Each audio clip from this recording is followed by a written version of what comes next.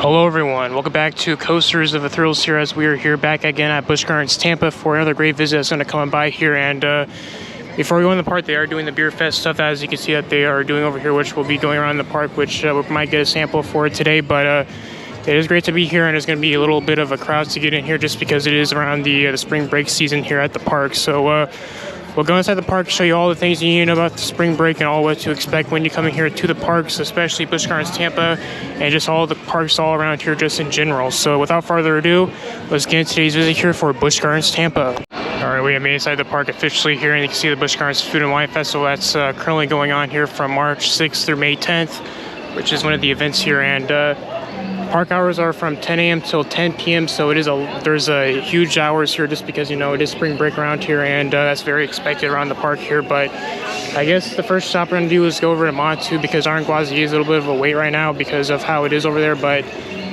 just to see how Montu is, hopefully the wait time will not be too, terrible over there. So we're going over there first, over to Montu, and probably go to our Gwazi after that. So stay tuned what we do here at our today's visit here for Busch Gardens Tampa. See some nice merch that they have over here for the 2026 stuff for the park here. But as we are here back in the parks here, I guess we're gonna go over to Montu, as mentioned from before here, and just see what we'll do. And I do know that there was a free thing I did mention from the free sample that we can do for the Food and Wine Festival, which we'll probably check that out a little bit more later on, for the benefits for the pass holder stuff here for the park. So anyways, all right, so a lot has happened since we last been here to Busch Gardens, especially with the certain coaster Cheetah Hunt. As you know, it was closed for a very, very long time. It did reopen, but then it did close again, but now it's reopened again, as you can see. So it was kind of weird timeline what happened with Cheetah Hunt since the last time we've been here, which was in January. So it is back open, and it is March, so that's good to see there. But yeah, it's one weird thing to see there from the timeline around here. But I guess we're gonna go and see what's new with the park here, and see what else pops up around here. And of course, they still have the Ribbon of Nature. The next show is around 2 o'clock there, so that's good to see. All right, so the first coaster we did was Montu, and I got the back row, and I tried to get that one of the edge seats. It was pretty good. So I guess it was a 20-minute wait. It was 2 trains. Thank goodness it was 2 trains for that, because if it was one train, that would suck. But good ride. I was able to get on it today, so that was good.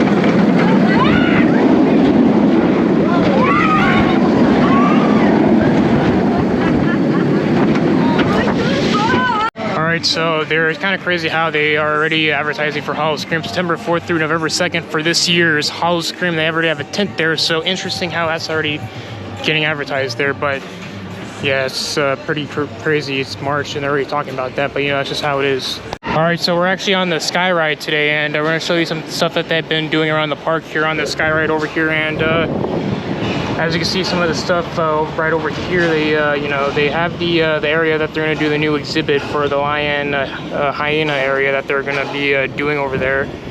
And if you look closely, you can probably see the hippo kind of in there, but not really. You can actually see it right there. That's actually pretty cool. I don't know how we can actually see it, but there's actually a hippo in there. You can actually see him out there right there. But yeah, they actually are doing work. You kind of see it right over here that they're doing some work on the new habitat that they are doing over here for the new 2026 edition. And speaking of which, here's Cheetah Hunt over here. And you kind of see the new stuff. They've been doing a lot of work over here. It's one of the newer things that they are doing over here. And it is cool how they are doing it. It's going to be the new edition for 2026. So I'm going to go around the park and see how it is around here. Yeah, Serengeti Flyer is a 50-minute wait. there's a flyby of Phoenix Rising, and we can probably get at the right time over here. And we got lucky with this, because we can go up there real quick, which sucks because, you know, we can.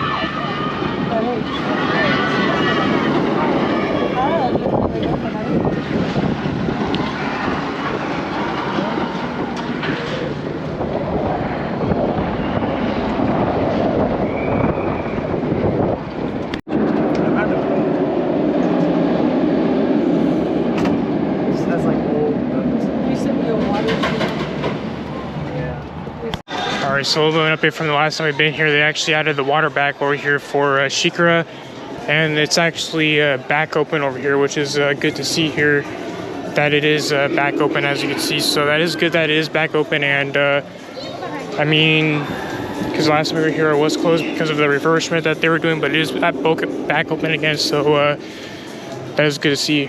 Alright, so as we're over here, this is the 2026 event series, and so all the events that are going on. If you want to pause the video and see, the Mardi Gras just ended, and we are on the Food and Wine and Garden Festival, which runs through May 10th over here, and all this other stuff. And pretty interesting. I do want to say that they still have the walls up here, but it still has nothing here yet. They're still doing some of the work that's being done, but still no announcement what's going to be replacing this attraction for the log flume. I mean, just time will tell what happens. Still speculation or anything for this, but I do wonder what will replace this area over here, as you can see, because, you know, it's probably going to be a while.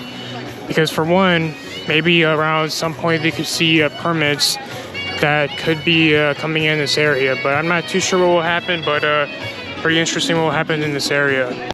Wild Oasis. So maybe we'll go in here and see if we can find anything. We'll let you know if there's anything out here, maybe capybara or any of the other stuff. But we're gonna go in here for a while. Maybe we can catch a capybara or whatever, maybe an anteater. Who knows what we'll catch in here? But we're gonna go in here and see what we can find in here for a little bit. Well, I don't know how we can actually see if there's actually people over there feeding the capybara over here. Probably get a better view if we're over here. And let's see here. So yeah, there's actually people over there feeding a capybara, which is right over there, which is actually pretty interesting if they're actually doing that over there. But I guess, let's see here. And I know this is where one of the anteaters are over here. So that's one thing to see there, I guess, and what they're doing right now over there. Alright, so as we are going here by the Congo area of the park here, and see, as Kumba is going to go here around here just a few minutes. Speaking of which, here goes right now.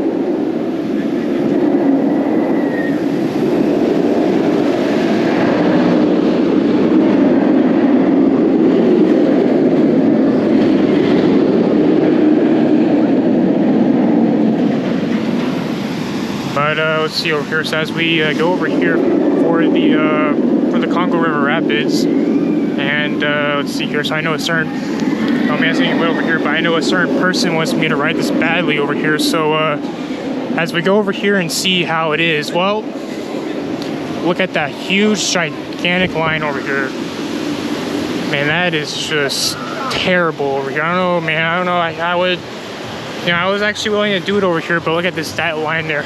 It stretches out all the way around over here. So yeah, I don't know what I'm gonna do about that right there, but yeah, I'm not doing that. So that huge, gigantic line over here. So man. All right, next stop's gonna be Kumba. The line doesn't look too bad. It is like a 10-minute wait. So let's do this.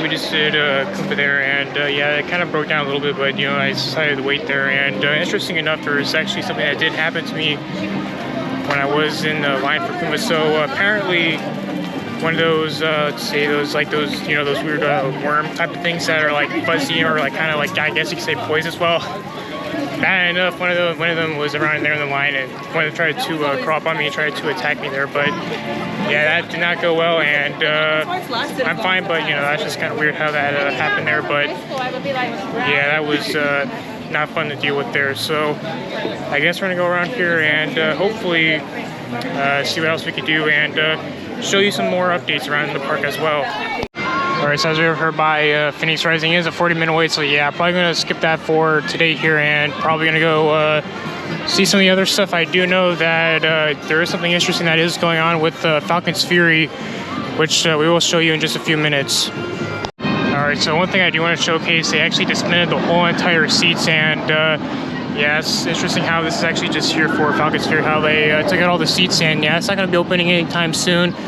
But it is actually kind of interesting to see how this actually looks about the seats there, and yeah, that's it's something to see there. So, anyways, and just as expected, nothing new for the Scorpion area, which, you know, not surprised. All right, so as you're over here by the little food event area, they have all this stuff up here for the Food and Wine Festival, as you can see, and see all the stuff that's all around here, as you can see over here. But yeah, today is, even though it's in the 80s, it does feel very more humid here, so we'll see what we'll do next. Alright, next stop's going to be Gwazi. It is a 75-minute wait, but yeah, we're just going to do it because I haven't been on this in quite some time, and yep, let's do Gwazi and get back on this good RMC that was always great here in Florida. So let's go on Gwazi and should be good.